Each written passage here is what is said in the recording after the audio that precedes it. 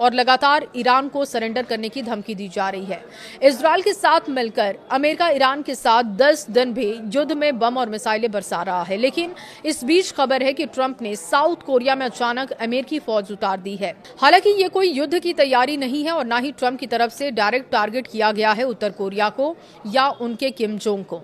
हालांकि इसे किम पर दबाव बनाने की रणनीति के रूप में जरूर देखा जा रहा है। तनाव के बीच अमेरिका और दक्षिण कोरिया ने एक बड़ा सैन्य अभ्यास शुरू कर दिया। हजारों सैनिकों की भागीदारी वाला ये युद्धाभ्यास ऐसे समय में हो रहा है जब मध्य पूर्व में भी हालात तेजी से बदलते हुए दिख रहे हैं।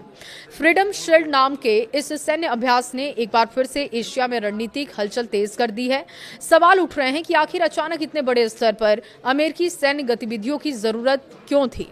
क्या ये सिर्फ नियमित सैन्य अभ्यास है या इसके पीछे कोई बड़ा संदेश छिपा है? रिपोर्ट के मुताबिक इस अभ्यास के शुरू होते ही उत्तर कोरिया की प्रतिक्रिया को लेकर भी आशंकाएं बढ़ गई हैं। किम जोंग उन पहले से अमेरिका और दक्षिण कोरिया के संयुक्त सैन्य अभ्यासों को युद्ध की तैयारी बता चुके हैं और ऐसे में ये चर्चा तेज हो गई है कि क्या ये अभ्यास उत्तर कोरिया पर दबाव बनाने की रणनीति है।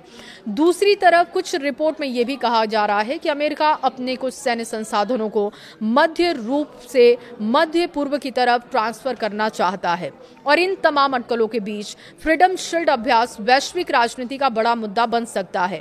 अब क्या है फ्रीडम शील्ड, ये भी जान लीजिए। देखिए, सैन्य अभ्यास और बढ़ती हुई हलचलों के मद्देनजर क्या बातें हो रही हैं वो हम आपके सामने रखने जा रहे हैं।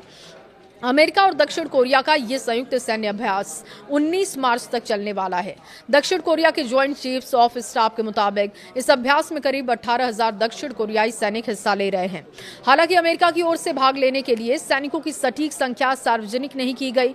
यह अभ्यास मुख्य रूप से दोनों देशों की संयुक्त सैन्य क्षमताओं को परखने और संभावित युद्ध परिस्थितियों की रणनीति तैयार करने के लिए की जा रही है। यह अभ्यास मुख्य रूप से कमांड पोस्ट एक्सरसाइज के रूप में हो रही है और इसमें कंप्यूटर सिमुलेशन के जरिए युद्ध जैसे हालात तैयार किए जाते हैं और इसके साथ ही वॉरियर्स शील्ड नाम का फील्ड ट्रेनिंग प्रोग्राम भी चलता है। इसमें जमीन पर सैन्य अभ्यास किए जाते हैं। हालांकि इस साल फील्ड अभ्यासों की संख्या पिछले साल के मुकाबले काफी कम है। अमेरिका और दक्षिण कोरिया का ये कहना है कि यह अभ्यास पूरी तरीके से रक्षात्मक है। इसका उद्देश्य केवल सुरक्षा सहयोग को मजबूत करना है, लेकिन उत्तर कोरिया इसे हमेशा संभावित हमले की तैयारी के रूप में देखता रहा है। हाल के सालों में उत्तर कोरिया ने अपने परमाणु और मिसाइल कार्यक्रम को तेजी से आगे बढ़ाया।